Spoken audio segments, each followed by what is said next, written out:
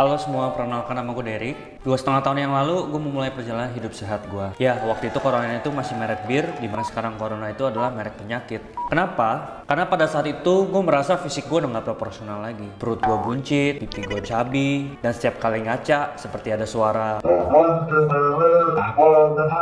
Kemudian di usia gue yang masih 27 tahun, gue merasa produktivitas gue itu rendah banget. Dalam melakukan aktivitas, badan gue dikit-dikit capek. Kalau nggak ngopi, lemes. Dan kalau snacking, mesti abis dulu baru berhenti. Kemudian di suatu siang, terbesit di pikiran gue.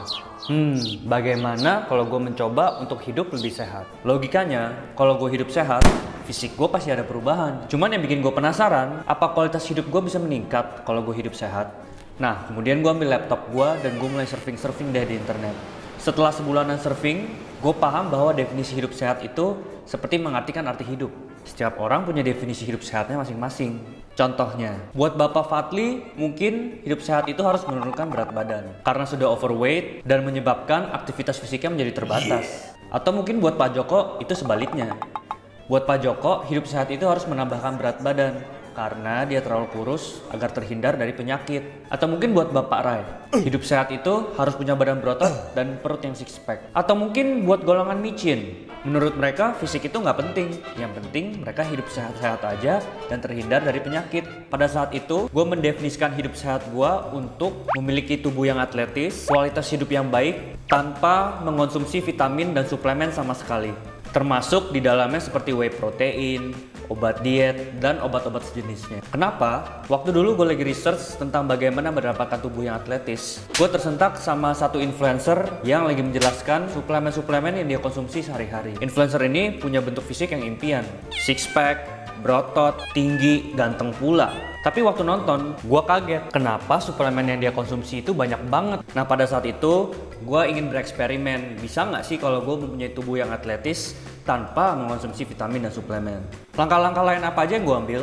Yang pertama, gue komitmen untuk 85% mengonsumsi makanan bersih atau clean eat, yaitu bahan makanan yang bersifat whole foods, di mana bahan-bahan makanannya itu sangat minim sekali diproses atau diolah di pabrik. Ini beberapa contoh makanan yang biasa gua konsumsi. Dada ayam, daging sapi, salmon, telur, tahu, tempe, brown rice, kacang merah, bawang putih, olive oil, sayur, dan banyak sekali sayur. Yang kedua, gue komitmen untuk olahraga 3-5 kali seminggu. Dan jenis olahraga yang gue ambil adalah home workout atau calisthenics, yaitu olahraga yang bisa dilakukan di rumah dengan alat seminimal mungkin. Ini juga berarti selama 2,5 tahun ini gue tidak pernah menggunakan beban atau alat-alat yang ada di gym. Kemudian gue juga coba untuk menjaga tidur 6-8 jam sehari. Dan tidak lupa juga gue harus menjaga kesehatan mental gue, karena stres itu termasuk tidak sehat kan. Nah, perubahan-perubahan apa aja yang udah gue alamin? Yang pertama, secara fisik. Ini foto yang gue ambil iseng 1 bulan sebelum gue memulai hidup sehat. Pada saat itu, berat badan gue average di 85 kg. Ukuran celana gue antara size medium dan large. Dan bisa dilihat dari foto ini bahwa badan gue cukup berlemak dan minim sekali massa otot. Ini rekaman yang gue ambil per 20 Juni 2021 kemarin. Pada saat itu, berat badan gue average di 65 kg. Jadi secara overall gue turun 20 kg.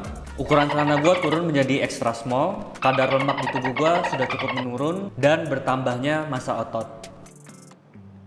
Kemudian perubahan yang gue alamin secara kualitas hidup.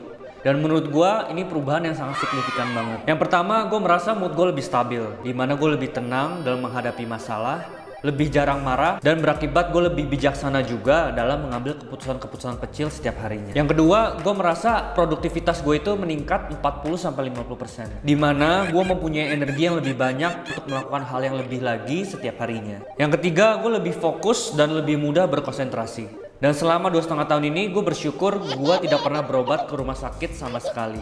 Dan gue sangat jarang sekali sakit. Dan anehnya lagi, sejak gue hidup sehat, pengeluaran gue juga jauh lebih hemat. Jadi, apakah hidup sehat itu worth it?